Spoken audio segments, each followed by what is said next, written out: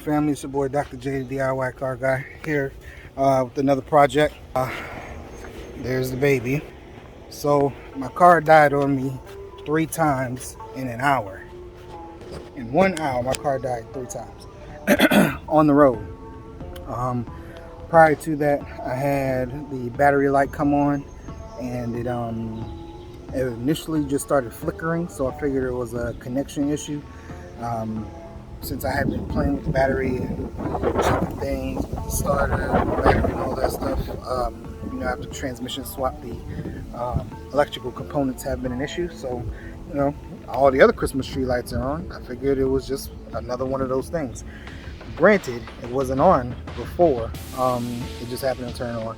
So I did a check on the battery, made sure everything was plugged up and the terminals were tightly on. That was fine.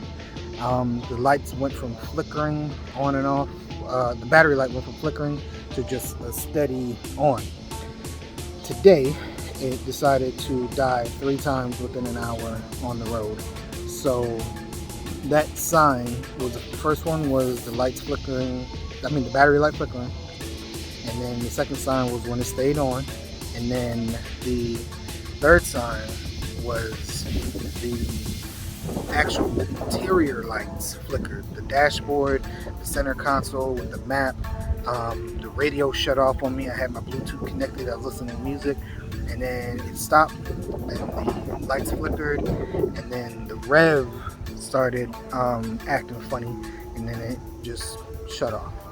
So that happened 3 times. On the final time, I just happened to be able to pull it into Advanced Auto Parts and get my car battery tested and charged. And I knew once the car, stopped driving while I was on the road, that it was the alternator, especially with the electronic component of the flickering and flashing.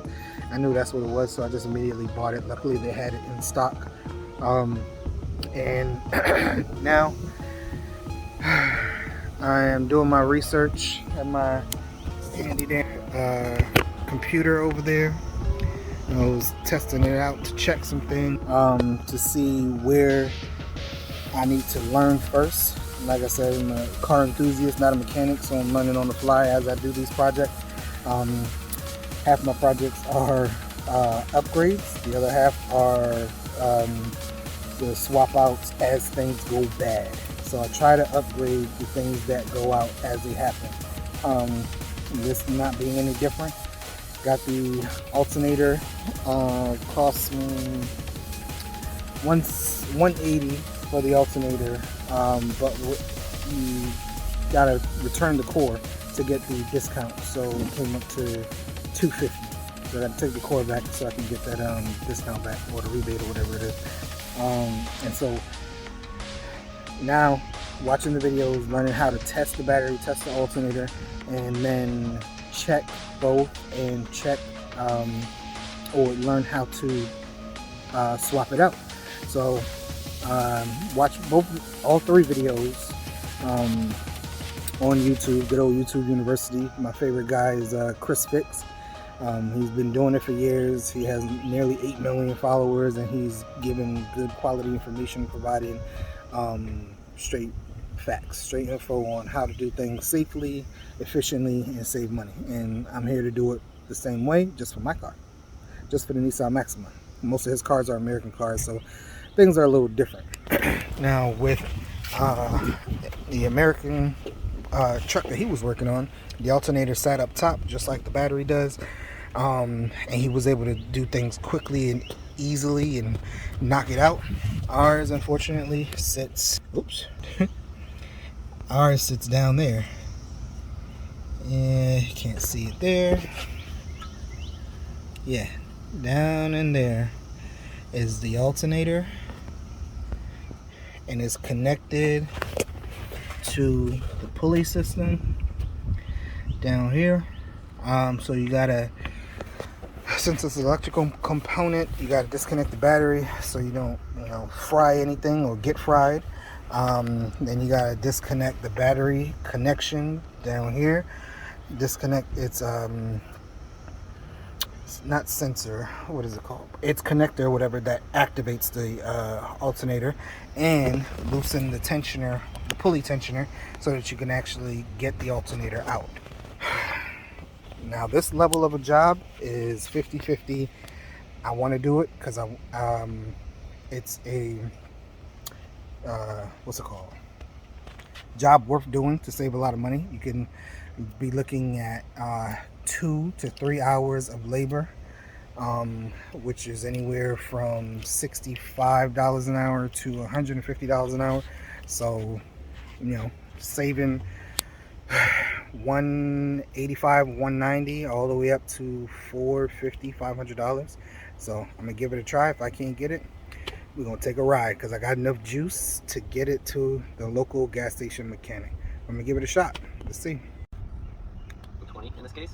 Here's the negative terminal and the positive terminal on the battery. You want to make sure these terminals are clean so that you'll get a reading when you do this test. So I'm going to put my black to my negative and red to the positive here. And you can see you want 12.6 volts or something around that. It could be a little bit lower, a little bit higher. That's not a big deal, but 12.6 is the magic number to shoot for. Now to see if the alternator is working properly, we have this attached and we're going to start the car. And ideally what should happen is this should go between 14.2 and 14.7 volts, and that means your alternator is running correctly and charging the battery up correctly. If you're getting over 14.7 volts, that means that your alternator is overcharging the battery, and that could cause damage to the battery, so you don't want that. And then under 14.2, depending on how much under, let's just say 13.2, that means your alternator isn't strongly charging the battery. It'll still charge it because it's still above this 12.6 volts, but it's not going to be enough to charge it when you run accessories such as your headlights and radio. Let's start the car so I can show you what I'm talking about. Alright, so in order to test the alternator, we got to use the same reader and connect it from the negative terminal to test the alternator by touching the alternator, then touching the alternator housing, then the bolt, and then the ground to the chassis. All 4 of those places. That's what has to happen. From there, then you switch from negative to positive. Same process, all while revving up to 1500 RPMs. Car running, lights on, radio on, and air cooling air on, and see what happens with the voltage. And what I just learned on YouTube, excuse me, when you're testing the battery, it's a 12 volt battery. It should be somewhere between 12 and 13 volts. What it says on the reader, like I showed you. When you're testing the alternator, you are checking the battery to see if it is being charged by turning the car on, testing the battery the same way. It should go up from 12 to 14 volts. If it drops, then you know the alternator isn't charging the battery. Once you have everything running, with the lights and radio and air and all that stuff, it shouldn't drop to lower than 13.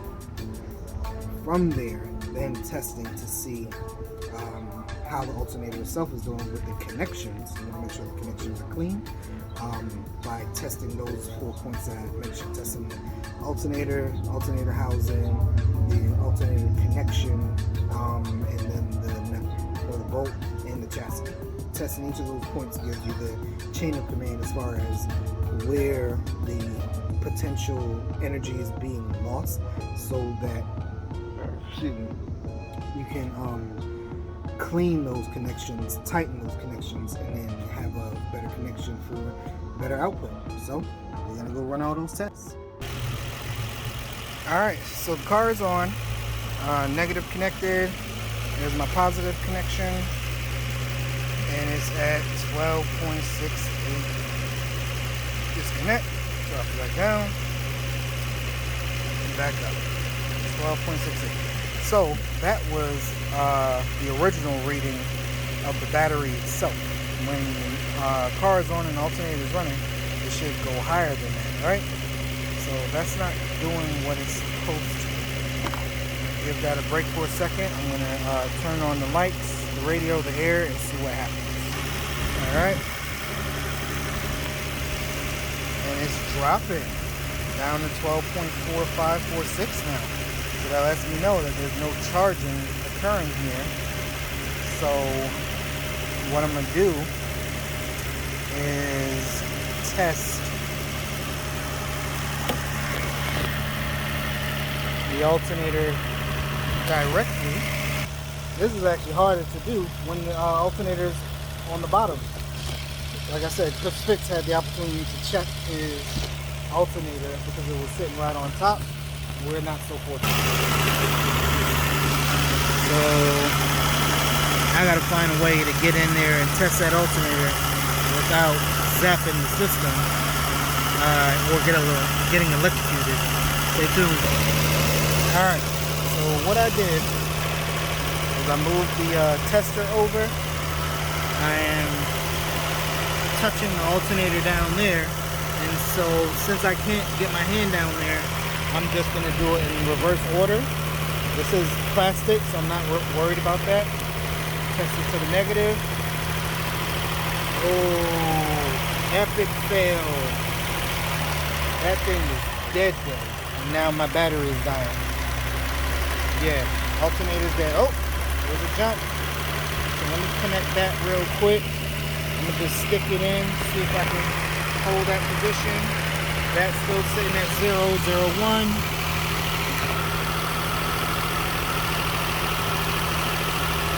Just playing with it to see if I can get a better connection.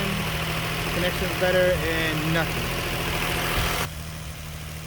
So, in the words of Bones from Star Trek, it's dead, Jim. We don't need to do any more testing. It's a wrap for the alternator. Now it's time to go ahead and swap it out. I know I was supposed to, rev it up and all that stuff, but I should have at least got some kind of reading.